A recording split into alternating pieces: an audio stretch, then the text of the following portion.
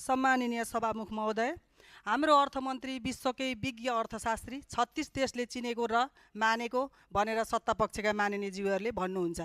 तर उहाँले 36 देशलाई चिनेर आफ्नै देशलाई चिन्न सक्नु भएन। उहाँले ल्याएको बजेटको असफलता पहिलो महिना सकिँदा नै देखिन थाल्यो, किनभने नेपालको इतिहासमा कहिल्यै पनि अर्थतन्त्रमा यति धेरै समस्या र कमजोरी देखिएको थिएन। बैंकिङ प्रणालीमा यति धेरै तरलता हुँदा पनि किन कोही लगानी गर्न ऋण लिन चाहेका छैनन्? के व्यवसायीहरूलाई 2/3 बहुमतको सरकारको अर्थनीतिमा अविश्वास भएकै हो त?